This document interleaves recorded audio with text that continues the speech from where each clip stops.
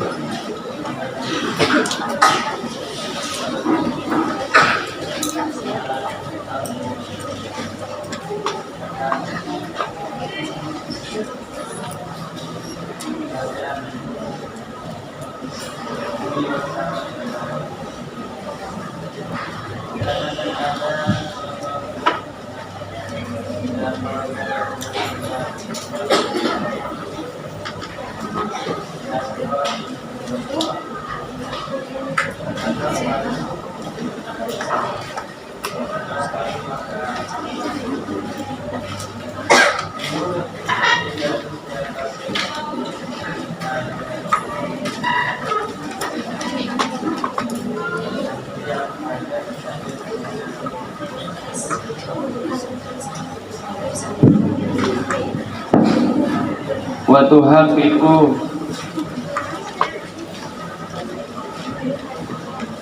dan membantu mewujudkan lahu untuk Rasulullah sallallahu alaihi wasallam kafata raghbatihi, kepada seluruh cita-citanya Rasulullah sallallahu alaihi wasallam. Wa tuhayyi'u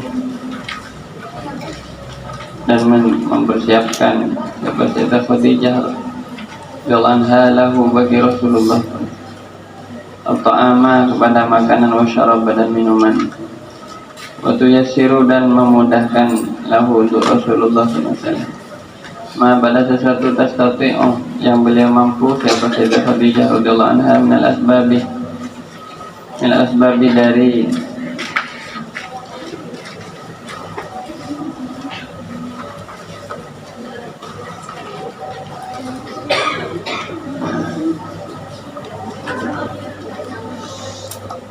dari perantara-perantara fayang koti'u,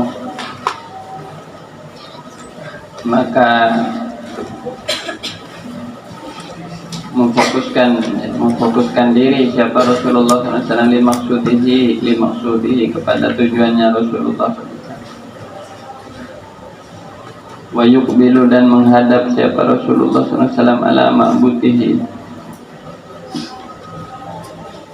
kepada Tuhannya yang disembah, Tuhan yang disembah oleh Rasulullah SAW. Wa huwa, sedangkan adapun Rasulullah SAW murtahul bali adalah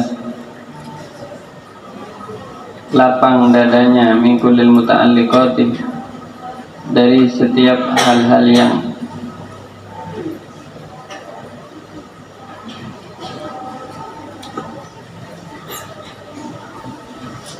hal-hal yang mengikat beliau atau hal-hal yang memiliki hubungan dengan beliau, wal asyghali dan kesibukan-kesibukan.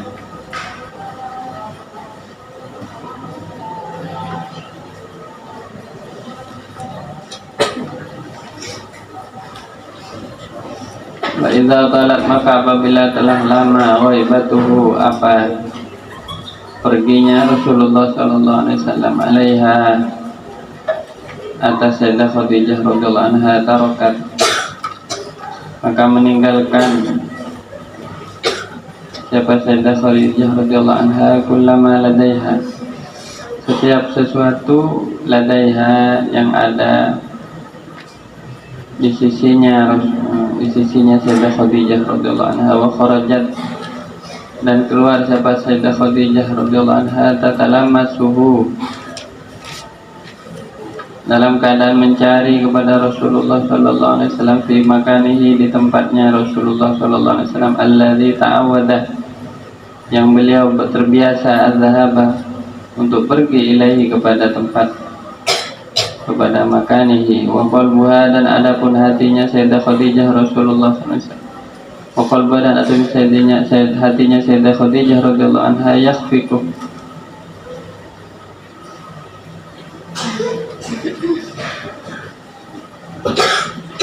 adalah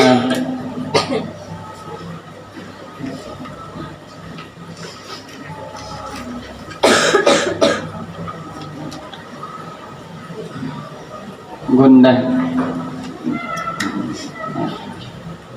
syiddati khaufiha, dari sangatnya takutnya Sayyidah Khadijah alaihi, menimpa kepada Rasulullah sallallahu alaihi wasallam, hatta idza ra'atu, sehingga apabila melihat siapa Sayyidah Khadijah kepada Rasulullah sallallahu alaihi wasallam, mustaghriqan, dalam keadaan tenggelam, fi wahdatihi, di dalam kesendiriannya Rasulullah sallallahu alaihi wasallam, menjami'an, seraya terpusat, ala fikratihi, atas tafakurnya Rasulullah SAW, raja'at, maka pulang siapa Sayyidah Khadijah, walam tukallimuhu, dan tidak mengajak bicara siapa Sayyidah Khadijah kepada Rasulullah SAW, li alla taqta'ahu, agar tidak memutus siapa Sayyidah Khadijah radhiyallahu anha kepada Rasulullah sallallahu alaihi wasallam, an khalwatihi, dari khalwatnya Rasulullah sallallahu alaihi wasallam, wa tabqa, dan tetap siapa Sayyidah Khadijah radhiyallahu anha, muntaziratan, dalam keadaan menunggu, mau'ida audatihi, kepada waktu yang dijanjikan, audatihi, dari pulangnya atau kembalinya Rasulullah sallallahu alaihi wasallam, ditakmalah, agar beliau berusaha, jahidatan, dalam keadaan berusaha, ala izalati wahsyatihi, untuk menghilangkan wahsyatihi,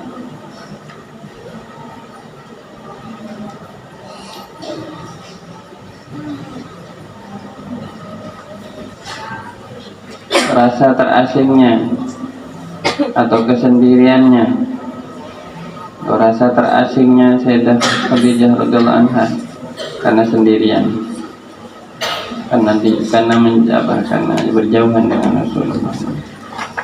Wa idkhalis sururi, dan berusaha untuk memasukkan kebahagiaan, ila qalbihi, kepada hatinya Rasulullah sallallahu alaihi wasallam, wa sa'adati, dan memasukkan kebahagiaan, ila nafsi, kepada dirinya Rasulullah sallallahu alaihi wasallam.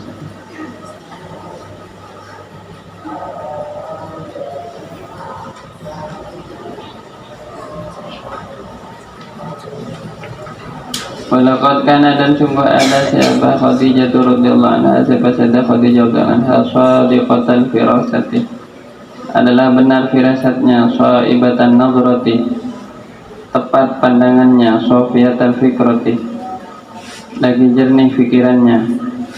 Wa kana, dan ada siapa Sayyidah Khadijah radhiyallahu anha, ala thiqatin, atas kepercayaan, min anna rajulan, bahwa sesungguhnya seorang laki-laki, kazaujiha, seperti suaminya Sayyidah Khadijah radhiyallahu anha, Sayyidina Muhammadin, rupanya Sayyidina Muhammad al-Amin, yang terpercaya, yahmilu, membawa hadhihi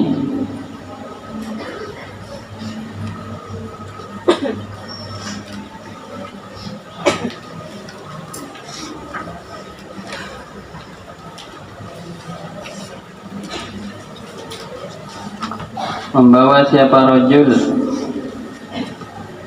hadhir ruhal aliyata kepada ruh yang tinggi ini, wan nafsa dan jiwa asamiyata yang mulia, wal fadailah dan keutamaan allati ma'arofatha yang tidak mengenalha kepada fadail Quraisyun siapa orang Quraisy bi asriha secara keseluruhannya. Fadail yudafu ditambahkan atau disandarkan ilama kepada sesuatu naqalahu yang telah menceritakan kepada ma ilaiha kepada Sayyidah Khadijah radhiyallahu anha abduha siapa budaknya Sayyidah Khadijah radhiyallahu anha mimma sabaqa dzikruhu dari sesuatu sabaqa yang telah lalu dzikru apa penyebutannya, wa taqaddama dan telah dahulu nasyruhu apa uraiannya. Kanat ada siapa Sayyidah Khadijah radhiyallahu anha ala thiqatin atas kepercayaan min annahu sayakunu lahu sesungguhnya sayakunu akan ada lahu bagi Rasulullah sallallahu alaihi wasallam sya'nun azimun apa keadaan yang agung, yatahaddatsu yang akan bercerita anhu tentang Rasulullah sallallahu alaihi wasallam al-musafiru siapa orang yang melakukan perjalanan, wal muqimu dan orang yang bermukim, wa sayuhditsu dan akan menciptakan siapa Rasulullah sallallahu alaihi wasallam fi di dalam sejarah amran kepada satu perkara yang besar, artinya amran kepada satu hal, satu perkara, artinya satu kejadian yang besar, tahtazzu yang akan berguncang lahu untuk Rasulullah sallallahu alaihi wasallam ad-dunya apa dunia, ujban karena takjub, watihan dan karena bingung, wa fakhran dan karena bangga. Fama ajalla maka betapa agung ainaha ya pandangannya Sayyidah Khadijah radhiyallahu anha as-sadiqata yang benar, al-hanunata yang penuh kasih sayang, allati tar'ahu yang beliau Sayyidah Khadijah telah menjaganya kepada Rasulullah sallallahu alaihi wasallam fi hubbin di dalam cinta, wa tubashiru dan mengurus syu'unahu kepada urusan-urusannya Rasulullah sallallahu alaihi wasallam. Wa ma'azama dan betapa agung qalbaha hatinya Sayyidah Khadijah radhiyallahu anha al-atufa yang sangat perasa, alladzi yuzawwiduhu yang membekali membekali apa hati itu kepada Rasulullah sallallahu alaihi wasallam biriayati dengan perawatan atau dengan perhatian untuk menjaga, perhatian yang menjaga, perhatian atau kepedulian, wayahwiku perhatian yang terarah kepada menjaga sesuatu itu riana, wayahwiku dan bergetar hatinya ya bisa bergetar atau berguncang hatinya lahu untuk Rasulullah sallallahu alaihi wasallam farihan dalam keadaan bergembira, muntaziran seraya menunggu yaumahu kepada harinya Rasulullah sallallahu alaihi wasallam.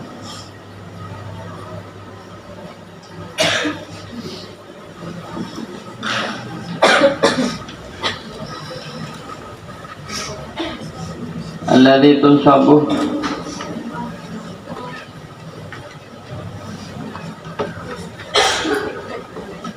yang ditegakkan lahu untuk Rasulullah sallallahu alaihi wasallam fihi, di dalam hari itu ar-rayatu, apa,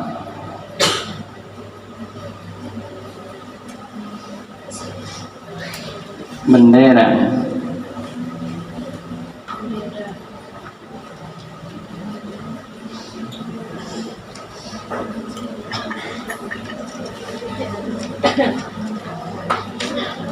Wa yunsharu, dan disebarkan lahu untuk Rasulullah sallallahu alaihi wasallam marsum dari wilayah, apa,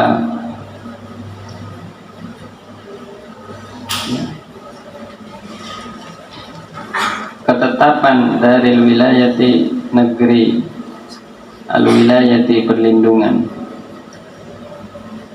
Artinya dalam hal ini adalah perlindungan atau kecintaan, kewalian dari Allah Subhanahu wa taala.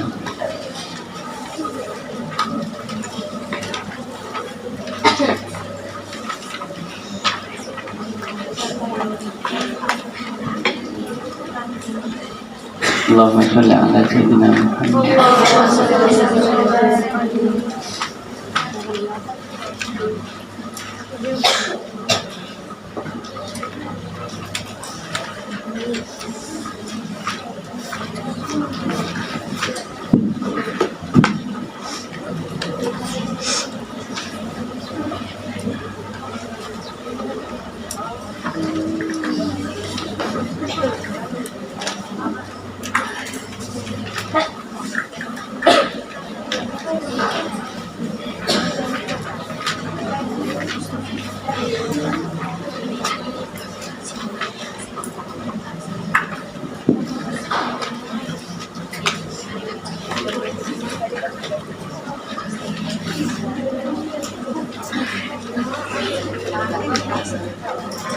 Menjelang usianya yang ke-40,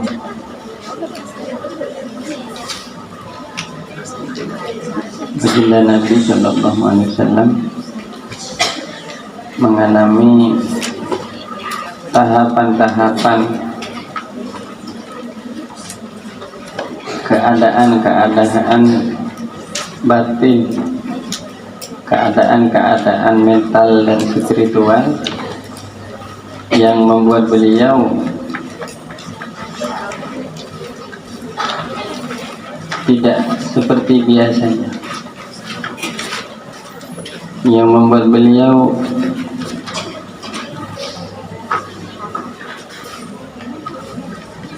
mengambil satu keputusan yang tidak biasa, yaitu ketika Rasulullah SAW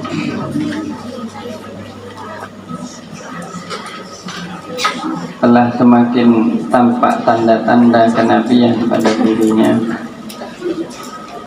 Beliau sering melihat mimpi-mimpi yang tidak biasa. Beliau sering mendengar suara-suara yang tidak biasa, yaitu salamnya batu, salamnya pohon. Maka Allah Subhanahu wa ta'ala membuat hati Nabi senang untuk menyendiri, senang untuk beruzlah.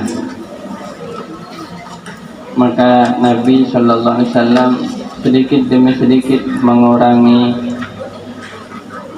pergaulannya dengan orang-orang.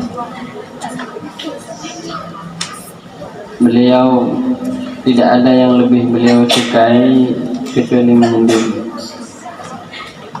Ini yang dinamakan dengan khalwat atau khulwah, artinya menyendiri untuk melakukan ibadah. Beliau Sallallahu Alaihi Wasallam mengambil waktu 1 bulan khusus di setiap tahun untuk beliau pergi ke tempat bernama Hira, sebuah gua yang sangat sempit yang ada beberapa ketinggian di sebuah gunung, sebuah bukit di kota Mekah,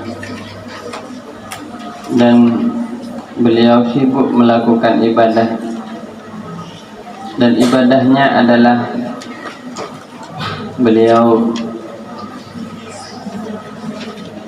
bersujud atau bertafakur dan bertafakur kepada Allah. Maksudnya bertafakur, berzikir dan bertafakur, ini ibadahnya, berzikir dan bertafakur. Beliau banyak bertafakur tentang ciptaan Allah, bertafakur tentang kerajaan langit dan bumi, tentang luasnya langit dan bumi.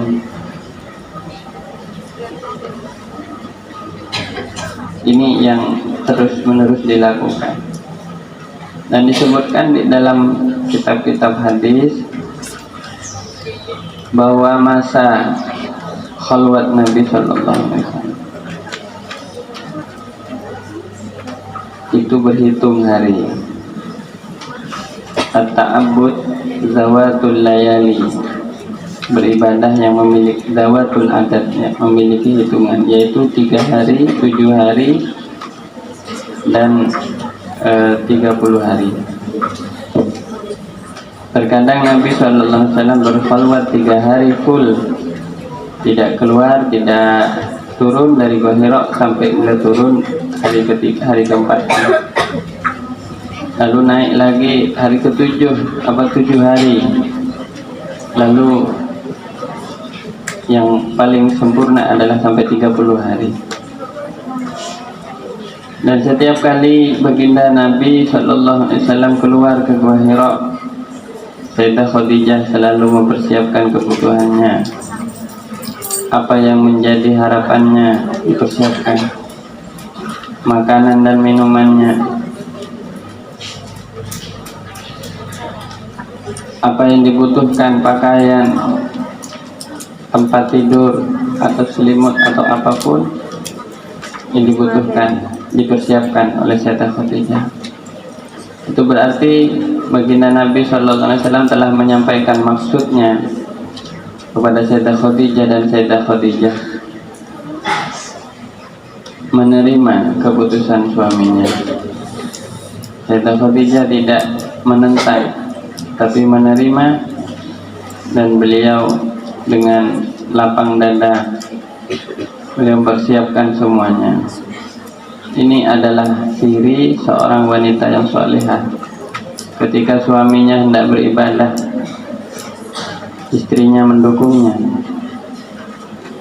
Tidak hanya memikirkan kepentingan dirinya, tapi dia juga memikirkan kepentingan suaminya demi mencapai tujuannya, yaitu beribadah kepada Allah SWT.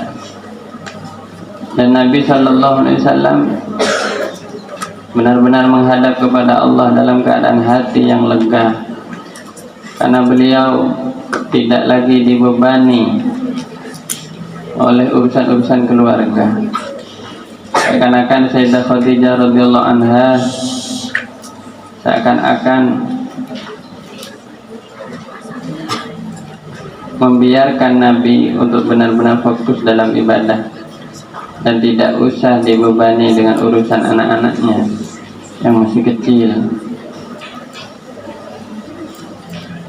atau yang sebagiannya masih kecil saat itu. Ini kesabaran seorang istri, rela merelakan suaminya fokus dalam ibadah, dan tidak mengkhawatirkan akan nasib dirinya sebagai istri dan anak-anaknya. Disinilah ada arti tawakal. Tawakal kepada Allah Subhanahu wa Ta'ala.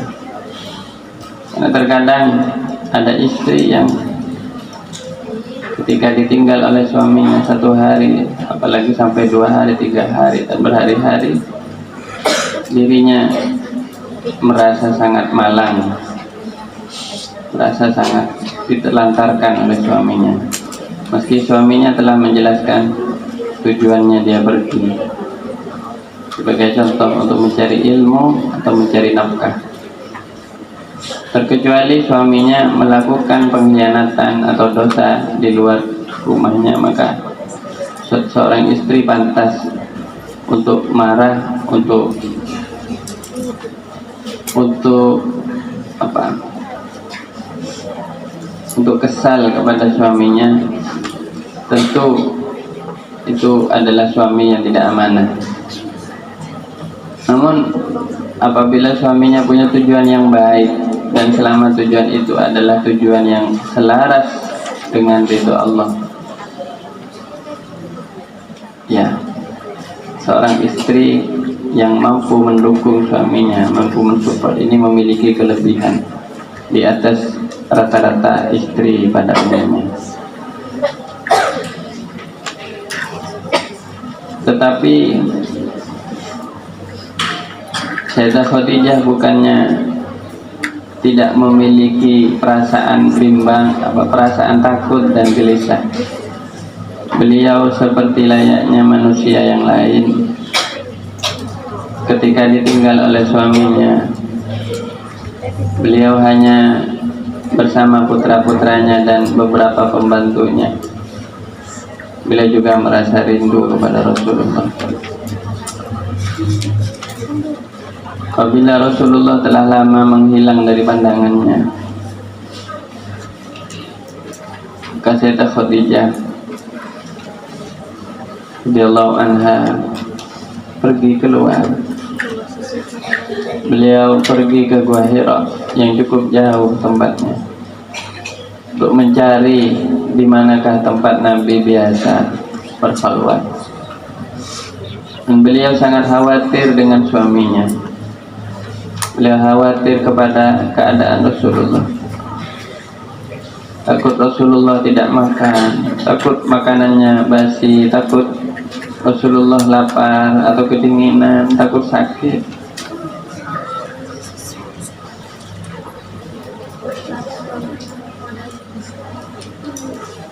Beliau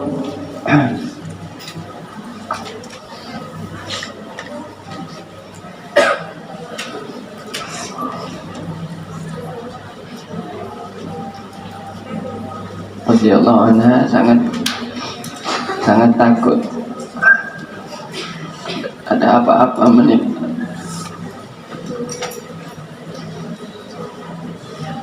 menimpa suami tercintanya Rasul.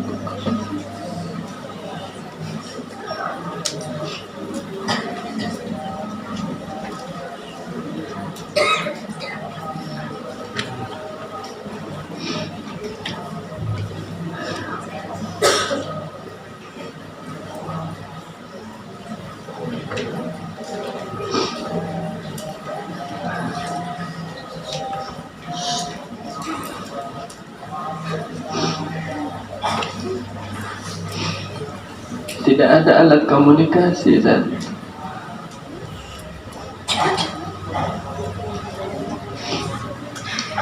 tidak ada apapun kecuali saling percaya, kecuali menjaga kepercayaan masing-masing. Rasulullah berpisah dengan istrinya dan istrinya berpisah dengan suaminya.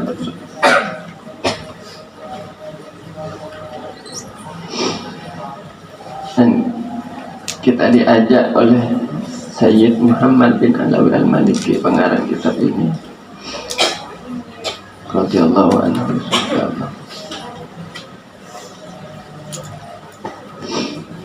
untuk mendalami perasaan-perasaan yang halus yang tersembunyi dari hatinya Sayyidah Khadijah.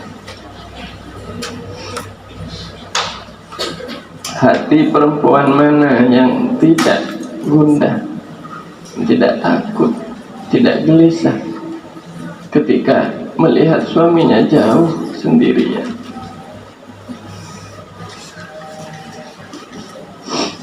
Kalau memang perempuan itu cinta, maka dia akan berpikir ingat kepada suaminya.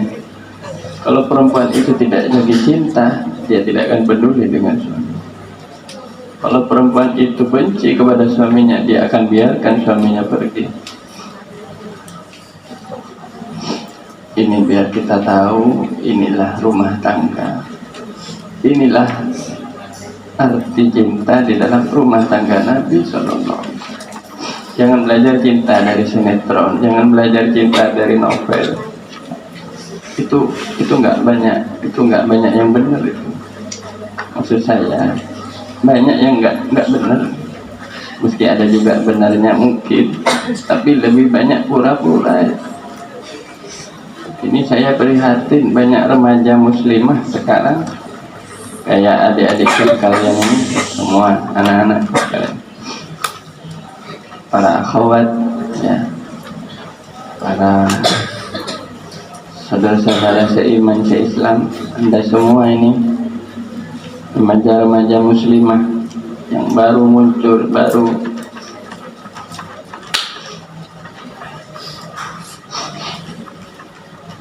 ini hikmahnya kita ngaji manaqib ini biar hati kita lembut, biar hati kita itu nggak hanya isi kotoran-kotoran, biar enggak.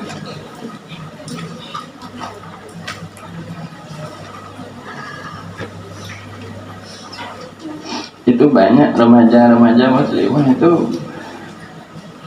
belajar cinta, belajar tentang asmara, belajar tentang hubungan-hubungan, bahkan pernikahan itu dari mana?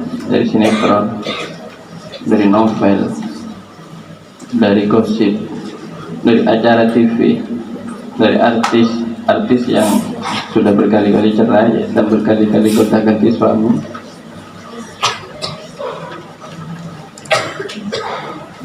Apa yang ditemukan? Tidak ada berkah.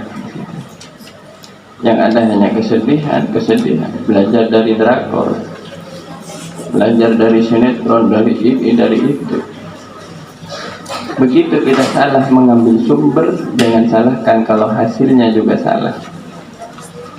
Begini, ini saya mau ngajak kalian berpikir, ini bulan suci Ramadan, bulan yang penuh ibrah, penuh pelajaran.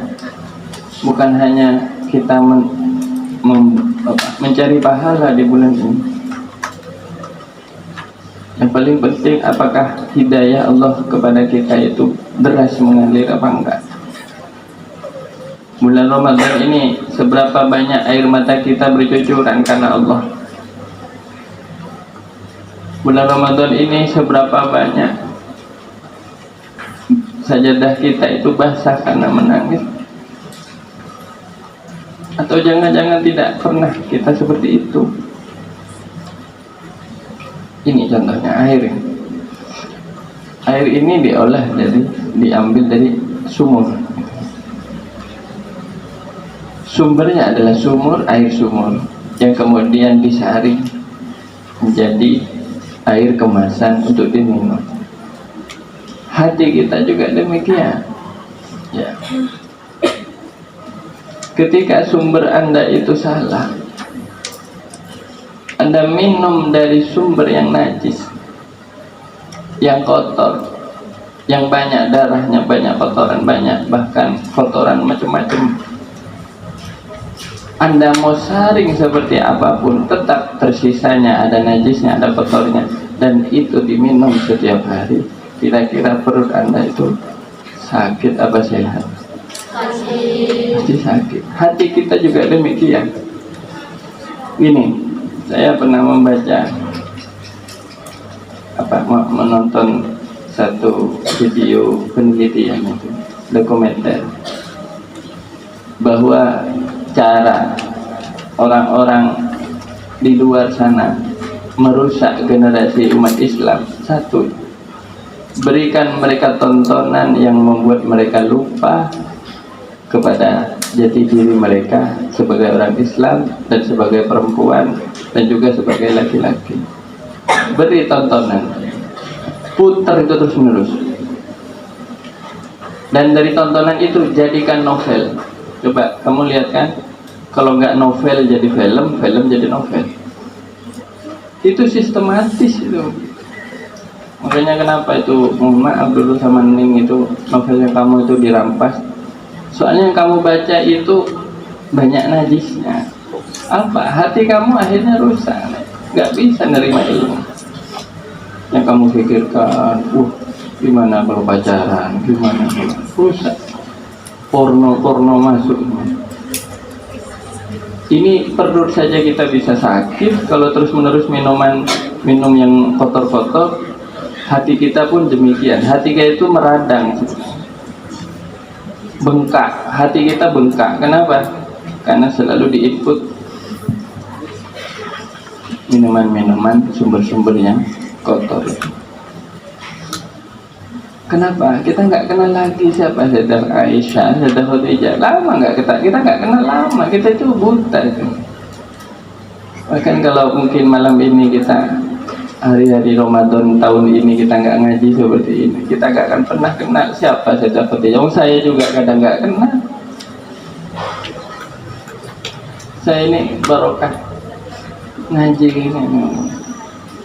Saya kalau tahun lalu buta saya.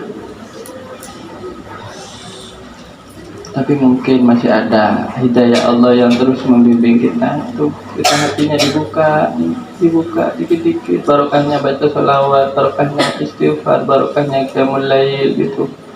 Hati kita dibuat lebih merasakan. Sampai seakan-akan kita bisa melihat itu di depan mata kita.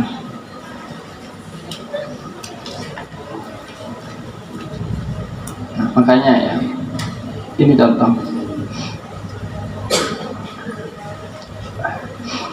Apabila kita ingin belajar tentang makna cinta, makna pengorbanan, makna kesetiaan, coba ini tulis di mading-mading, di buku-buku kamu tulis. Kalau perlu bikin karya, kitab ini jadikan karya. Jangan hanya diartikan saja, jadikan karya nyata. Kalau perlu jadikan ini film atau apa, tapi jangan sampai mengurangi kemuliaannya Sayyidah Khadijah. Terserah kamu dah. Kamu jadikan materi seminar boleh, tapi sumbernya kamu cari yang jelas. Siapa? Ini keturunannya Sayyidah Khadijah, ini Sayyid Muhammad ini. Pecintanya Sayyidah Khadijah yang sampai beliau mempopulerkan syair Sa'duna fid dunya. Itu sumbernya jelas, amalkan saja. Dan seterusnya, ya.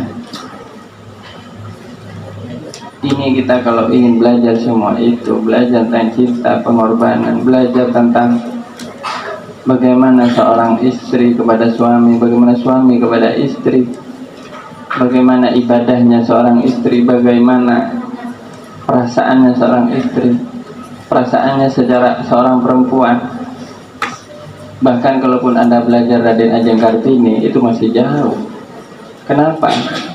Saya pernah baca biografinya Raden Ajeng Kartini, nggak sehebat Sayyidah Khadijah, biasa. Raden Ajeng Kartini itu menjadi viral pada zamannya, menjadi viral gara-gara apa? Karena beliau dimadu oleh seorang bupati Jepara. Ada bupati Jepara, Raden siapa namanya saya lupa, Sosro siapa gitu saya lupa. Raden Ajeng Kartini dimadu jadikan istri kedua. Nggak terima. Raden Ajeng Kartini orang cerdas, dia pintar bahasa Belanda, dia nulis surat dalam bahasa Belanda, curhat kepada temannya yang ada di Belanda. Temannya dari Belanda lalu berpikir, wah kok ada orang Jawa, pribumi, orang kampung bisa nulis surat sebagus ini. Akhirnya dia populerkan, terbitkan surat-suratnya Raden Ajeng Kartini di Belanda. Terkenal lah, viral namanya Raden Ajeng Kartini, dianggap pembawa perubahan wanita. Itu kan ceritanya karena dimadu. Tapi bagaimana hubungan rumah tangganya? Kocar kacir. Enggak, saya bukan ghibah, ini sejarah. Kamu sudah tahu semua, silahkan cari di internet. Ini biar perempuan ini tergugah dulu. Saya kok nggak melihat perempuan zaman sekarang itu gimana gitu.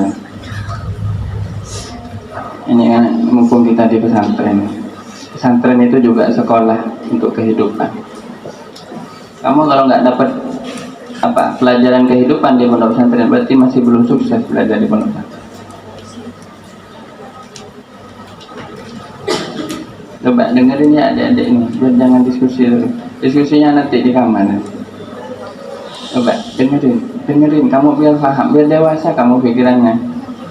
Ya, ini Ramadan ini,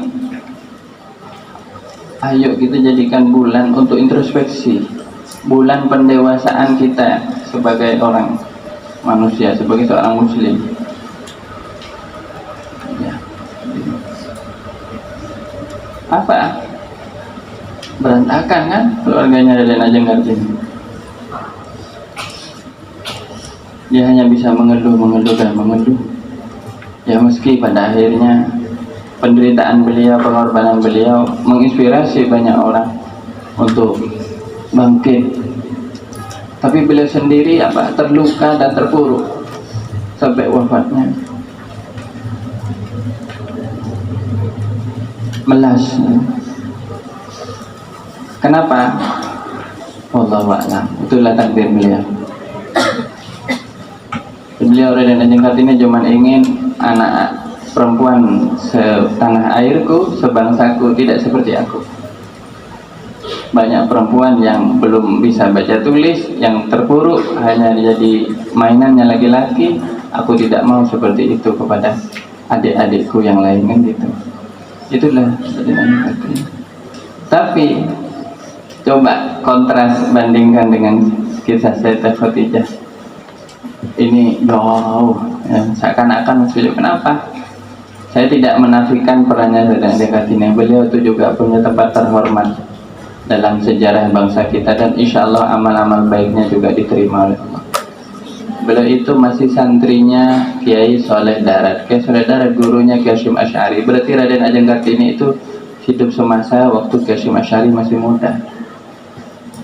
Beliau itu masih kaum santri juga. Raden Ajeng Kartini itu adalah salah satu santri pertama di Indonesia dari kalangan perempuan yang kemudian pinter bahasa Arab dan pinter nulis, karena beliau punya kemampuan menulis. Makanya santri perempuan harus pinter nulis. Ya, alhamdulillah sekarang sudah banyak perempuan penulis ya, dan seterusnya. Tapi nuansanya beda. Kalau Sayyidah Khadijah radhiyallahu anha itu mengajarkan kita tentang rumah tangga yang dibangun di atas keimanan dan beribadah kepada Allah SWT. Maka apa yang terjadi? Beliau merelakan suaminya untuk berangkat. Tapi di sini ya, hatinya Sayyidah Khadijah bukan tidak gundah. Bagaimana Nabi dalam pengasingannya, bagaimana Nabi dalam khalwatnya, bagaimana? Maka beliau naik. Beliau seorang perempuan yang sudah cukup sepuh, sudah berumur lebih 50 tahun. Beliau menikah umur 40 dan sekarang umurnya sudah tidak lagi 40, setelah ditambah 15 tahun kira-kira 53 atau 54 tahun. Tidak lagi mudah. Beliau menaiki batu-batu di Jabal Nur, yang di situ ada Gua Hira. Dan kalau orang lihat batu itu tinggi ya.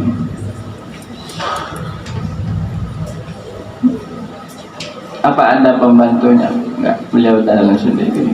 Beliau enggak ada pesawat, enggak ada mobil, enggak ada.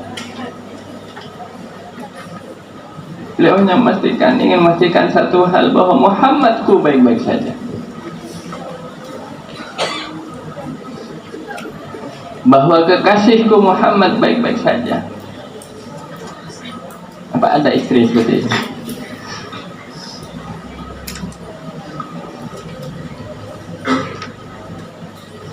Istri yang selalu mendoakan suaminya, selalu kepikiran kepada suaminya. Dan ini adalah cinta yang tulus, cinta yang murni karena Allah Subhanahu wa ta'ala. Allahumma sholli ala sayyidina Muhammad. Mohon maaf, saya nggak sanggup berkata-kata. Sudah cukup ini, sudah. Anda baca gini dan renungkan ini kalimat-kalimat indah hatta idza ra'athu mustaghriqun. Ini kalau tidak ditulis dengan hati yang bersih ini, rasanya saya nggak mungkin menangis malam ini. Ini barokahnya pengarangnya yang hatinya tulus, hatinya bersih, insyaallah. Sampai ketika Sayyidah Khadijah itu melihat Rasulullah itu di dalam tafakurnya, beliau tetap duduk memandang langit. Jadi kebiasaan tafakur Nabi SAW itu di gua Hira itu ada lubang, dan lubang ini, dari lubang ini Rasulullah bisa melihat luasnya langit dan dataran Mekah, kerlap-kerlip kota Mekah setiap malam, dan bintang-bintang itu. Dan Sayyidah Khadijah melihat dari arah samping bahwa Rasulullah sedang bertafakur, tenggelam di dalam zikir dan tafakurnya. Maka Sayyidah Khadijah menjadi tenang hatinya. Sayyidah Khadijah tidak menyapa, takut membuat konsentrasi Nabi buyar. Beliau pulang diam-diam. Ya Allah, ini udah kayak novel ini ya. Lebih dari novel ini. Ini adalah sejarah, kisah nyata. Dan beliau tetap menunggu sampai Muhammad pulang, sampai Nabi datang. 1 hari dihitung, 2 hari, 3 hari, Rasulullah belum datang. Kalau nggak hari ketiga berarti ini seminggu, karena hitungannya 3, 7 atau 30. Kalau 7 hari tidak pulang Nabi, berarti ini akan sebulan. Saya menunggu dan menunggu. Beliau berusaha menghilangkan kekhawatiran dalam dirinya. Beliau sibukkan dengan yang lain. Beliau berusaha pasrah kepada Allah. Tidak mudah bertawakal kepada Allah. Beliau berusaha menggembirakan hati Rasulullah SAW.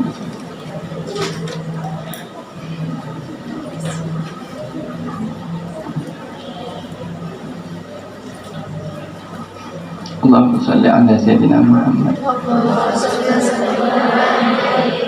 Semoga apa yang kita rasakan malam hari ini, semoga apa yang kita rasakan malam hari ini menjadi saksi bahwa saya, Anda yang mendengar, yang mengaji, disaksikan oleh Allah. Dan ini bukan pengakuan palsu. Semoga disaksikan bahwa kita cinta Sayyidah Khadijah radhiyallahu anha, dan kita cinta Rasulullah SAW. Amin ya rabbal. Mungkin dengan cinta ini Allah menerima kita dan memasukkannya ke surganya, memasukkan kita ke surganya Allah. Mungkin bukan karena tarawih kita yang tadi, mungkin bukan karena puasa kita, tapi karena cinta kita ini Allah menerima kita dan memberi syafaat kepada Rasulullah SAW untuk kita. Amin ya rabbal. Karena al-mar'u ma'aman ahabbah. Nanti di akhirat orang itu akan dikumpulkan dengan siapa yang dia cintai. Kalau dia cintanya kepada Fir'aun, dia kagumnya kepada Fir'aun, dia akan dikumpulkan dengan Fir'aun. Kalau dia cintanya kepada para nabi, akan dikumpulkan kepada para nabi.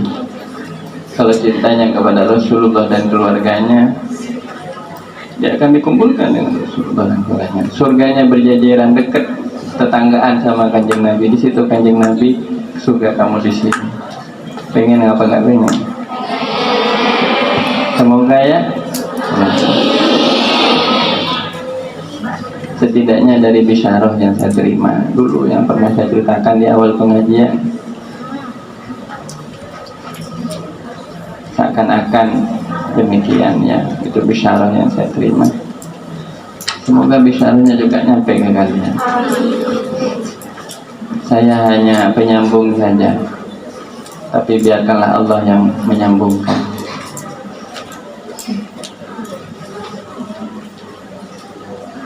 Jujur saya seumur umur nggak pernah ngaji manakibnya orang perempuan, kecuali baru kali ini seorang perempuan, dan yang saya pilih tidak salah.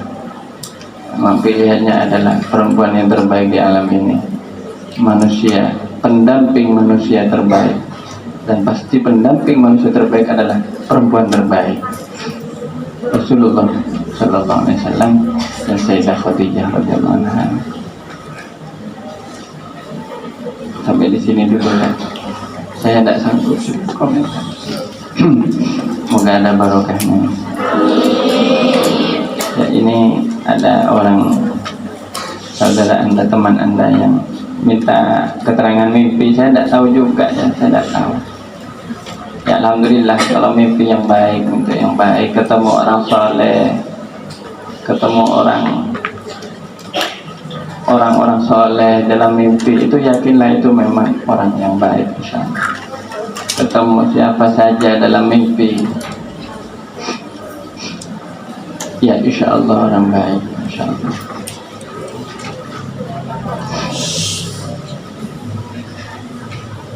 Ya yang penting husnudzon kepada Allah, jangan pernah suudzon kepada Allah ya. Ya. Ini mimpi muridnya Habib Umar. Ya alhamdulillah. Siapapun itu saya yakin orang soleh. Mungkin itu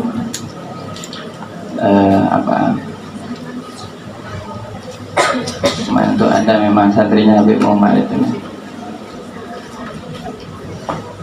Itu biasanya barokahnya sholawat. Orang kalau sering ahli sholawat biasanya mimpi ruh-ruhnya orang soleh, baik yang masih hidup atau yang sudah wafat.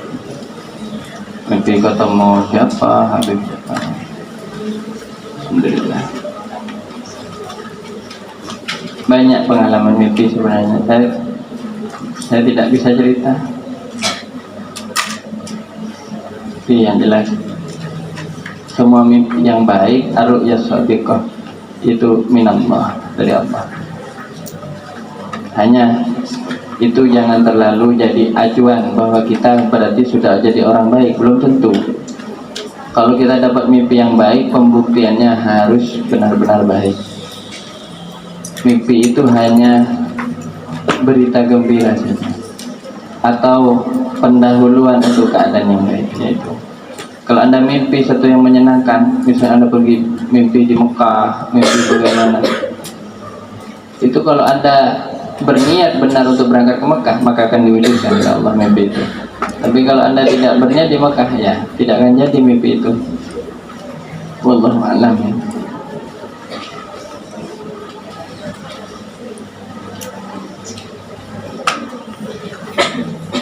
Tapi pesan saya, kalau mimpi-mimpi yang dahsyat-dahsyat itu sebaiknya disimpan dalam hati, kecuali ada keperluan untuk menceritakannya. Kalau tidak ada keperluan, simpan saja dalam hati. Baca apa kamu? Itu novel. Apa itu? Coba tunjukin ke saya. Nah, tunjukin covernya aja, saya tahu insyaallah. Apa sirah? Sejarah apa novel? Penulisnya siapa? Penulisnya kamu tahu siapa itu? Penulisnya orang mana? Orang Madura. Siapa penulisnya? Hah?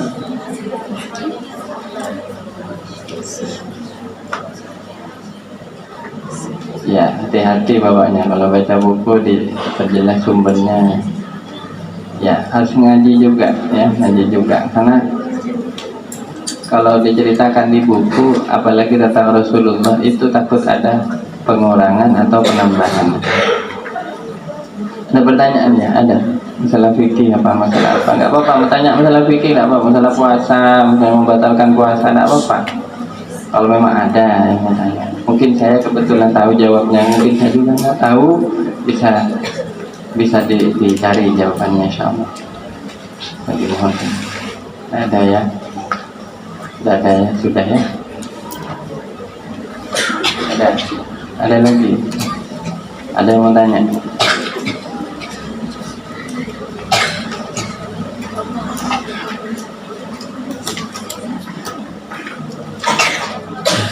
Ada.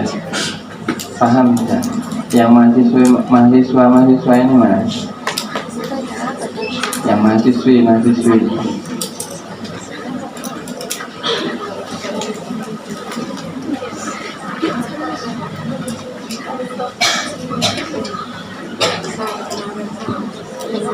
Dapat pada tanya dah, tak usah pakai mic tanya.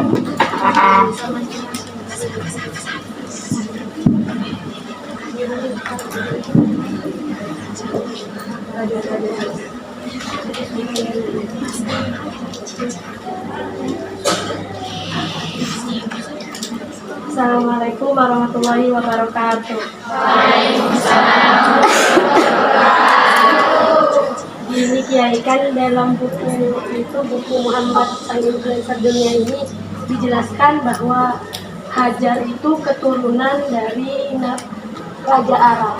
Sedangkan yang banyak kita tahu Hajar itu Buddha dari Raja Arab.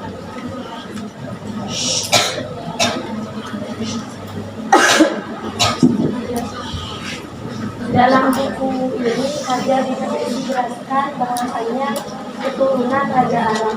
Sedangkan yang banyak kita tahu itu Hajar adalah budak dari Raja Arab yang dihadiahkan kepada Nabi Ibrahim. Ya saya tidak tahu. Bunda Hajar, Sayyidatuna Hajar radhiyallahu anha. Ya, kalau menyebut nama orang-orang yang solehah, kita sebut Sayyidah ya. Sayyidah Hajar. Sayyidah Hajar itu adalah ibunda Nabiullah Ismail alaihi salam. Ya, saya tidak begitu tahu nasabnya. Nanti kita cari. Saya tidak berani mengatakan keturunan ini keturunan itu, tapi saya yakin beliau orang yang solehah. Ya, mohon maaf saya tidak tahu kalau tentang nasabnya Sayyidah Hajar. Tapi yang jelas Sayyidah Hajar itu hidup di di Kanaan atau di negerinya Nabi Ibrahim alaihissalam.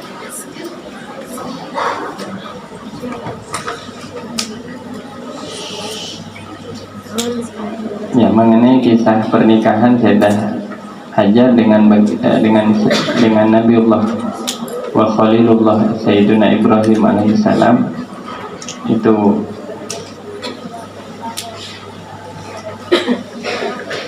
saya kurang begitu mendapat banyak keterangan ya, karena itu sudah lama sekali kan, itu 3000 tahun sebelum Nabi SAW. Jadi berita-berita yang ada itu kebanyakan dari sumber orang Yahudi gitu. Makanya disebut Israiliyat. Hati-hati gitu. Israiliyat itu soalnya banyak yang nggak benar gitu.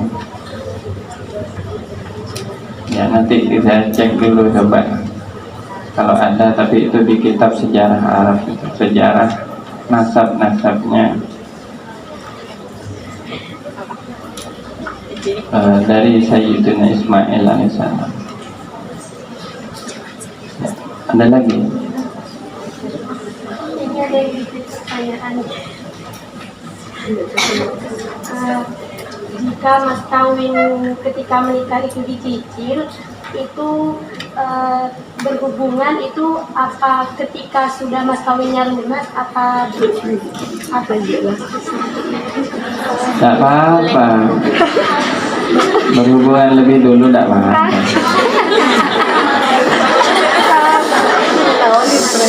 Wa atuhunna shaduqatihinna nihlah.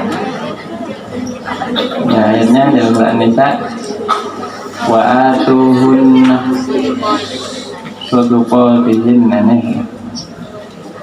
Berikanlah mas kawin mereka nihlah itu sebagai sebagai tanda ya, sebagai apa itu tafsirnya itu saya lupa. Pokoknya tanda apa kasih sayang, sebagai kado, sebagai hadiah, sebagai tor-ator gitu ya. Tapi memang mas kawin itu harus ada. Jadi tergantung dalam akadnya. Kalau dalam akadnya itu mas kawinnya dibayar kontan, maka wajib kontan dan tidak boleh berkumpul sebelum dibayar kontan. Tapi kalau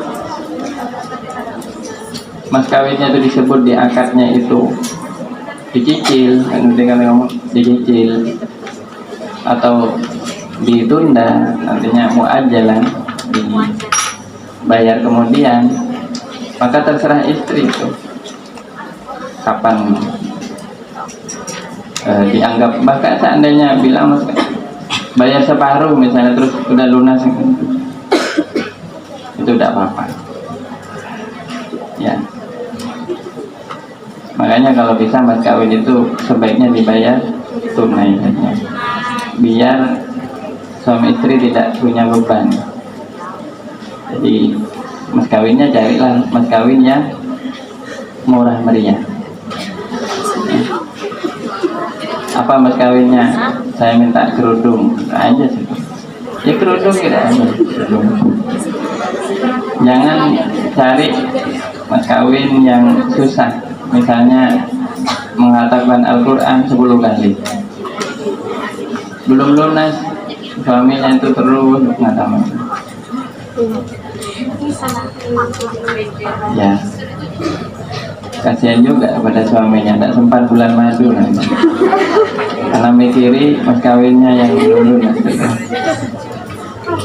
Nah sebaiknya istri itu apa, setelah mas kawinnya dibayar lunas, ya boleh ya berharap apa kayak mendapatkan pemberian yang lain dari suami, hadiah dan semacamnya, seperti bonus bulan madu atau apa misalnya. Itu boleh, tapi itu bukan mas kawin. Nah sudah. Yang penting pinter-pinter Anda ngajak-ngajak suaminya untuk bisa memberikan sesuatu yang berharga bagi Anda. Yang penting minta tolong, jangan minta rembulan itu kan. Nah kalau nanti mas saya minta rembulan itu yang ada di atas, insya Allah walaupun suaminya bilang, katanya suaminya ya engkau minta rembulan, bagiku engkau sudah adalah rembulan itu sendiri gitu. Jadi kenapa aku harus minta rembulan?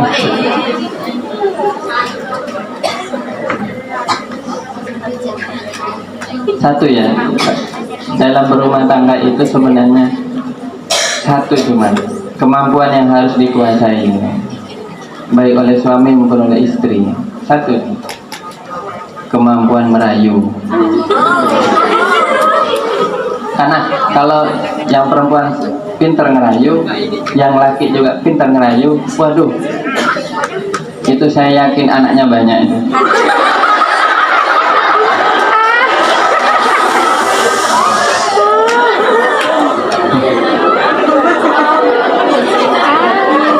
Nah, sampai kan ingin kan? Ingin punya anak sedikit apa banyak? Ini saya doakan dulu ya. Saya doakan. Yang pengen saya doakan amin.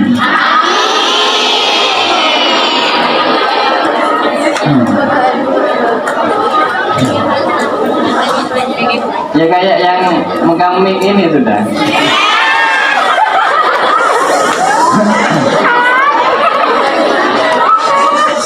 Ini yang megang mic ini sudah mau 5 ya. Kenapa? Alhamdulillah, barokahnya pintar ngerayu.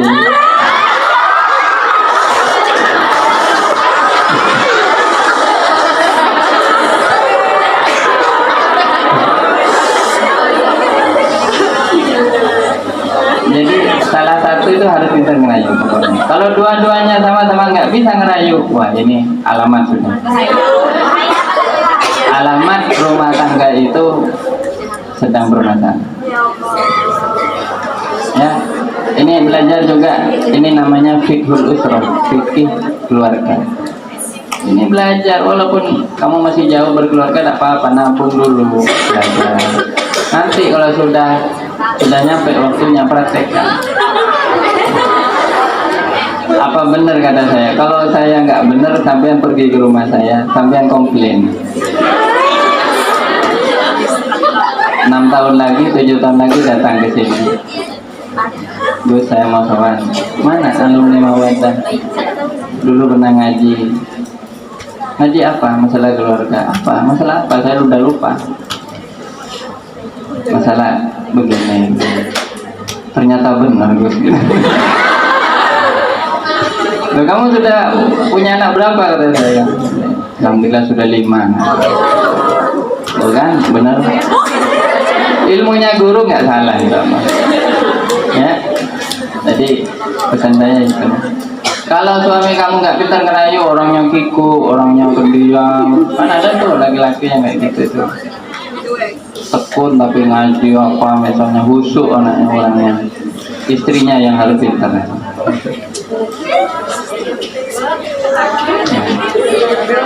Sebaliknya kalau istrinya yang juga kaku, istrinya nggak pintar ini, suaminya yang pintar. Pokoknya hidup. Kalau dua-duanya sama-sama pintar, wah itu yang hebat. Ya.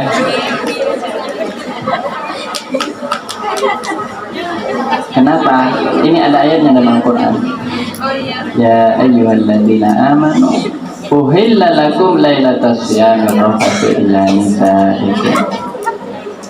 Wahai orang beriman, pada malam hari bulan puasa dihalalkan bagimu cumbu rayu dengan istrimu. Nah, kalau malam puasa malam kayak Ramadan ini boleh bagi orang suami istri. Tapi itu ada skillnya, ada kemampuannya. Kalau enggak, training dulu. Kalau ada trainingnya, kali aja. Jadi itu pesan saya begitu. Ya, intinya masalah mas kawin itu, carilah mas kawin yang paling memudahkan. Jangan mempersulit. Kalau ingin rumah tangganya barokah dan bahagia, itu juga ada hadisnya di dalam hadis Nabi SAW. Jangan kayak perempuan zaman sekarang yang mematok mas kawin luar biasa. Di Arab sudah banyak yang mematok mas kawin di atas rata-rata. Akhirnya apa? Tidak jadi menikah. Pernikahannya berat dan seterusnya. Karena gini, hambatan orang menikah itu paling banyak masalah ekonomi. Ya, kalau sudah bicara harta, biasanya disitulah terjadi permasalahan. Padahal tujuan pernikahan mulia, yaitu untuk membina rumah tangga di dalam ridhonya Allah SWT. Ya, pesan saya itu saja ya teman-teman. Kalau Anda memilih sesuatu untuk Anda masukkan di dalam hati dan pikiran Anda, pilihlah sumber yang benar dengan cara yang benar. Kalau Anda pilih sumber yang salah, yang di dalamnya ada banyak mungkarot, ya jangan salahkan kalau hati Anda keras. Ngafalin Quran tidak bisa, ngafalinnya wong isinya ini banyak permasalahan di sini. Jadi Allah kita ingin membaca lagi, kita haus ya dengan kisah-kisah perempuan-perempuan yang salihah. Ya.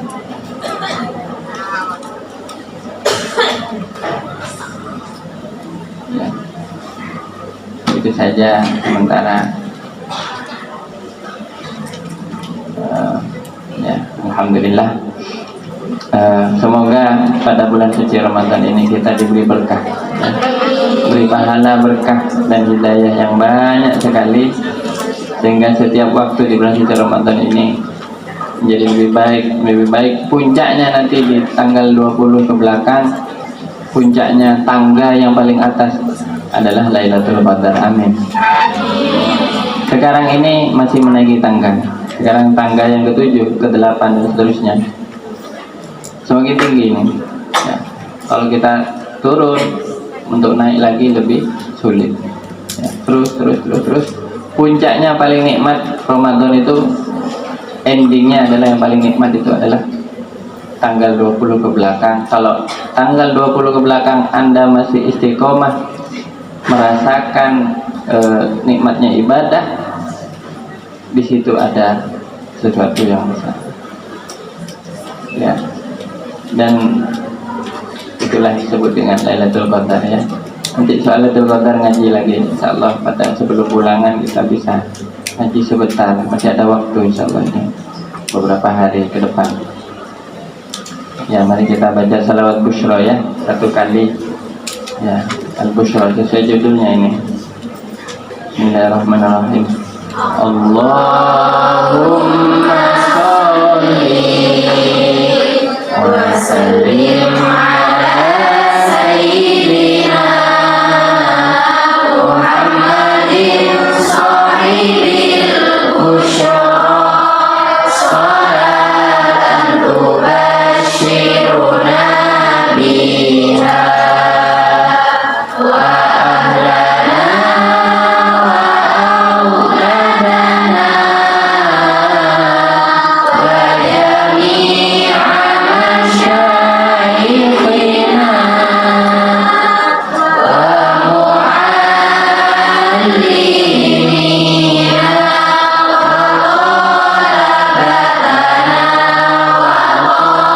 طالباتنا من يومنا هذا إلى يوم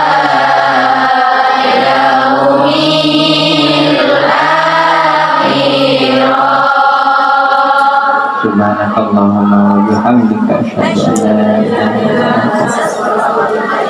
Assalamualaikum warahmatullahi wabarakatuh.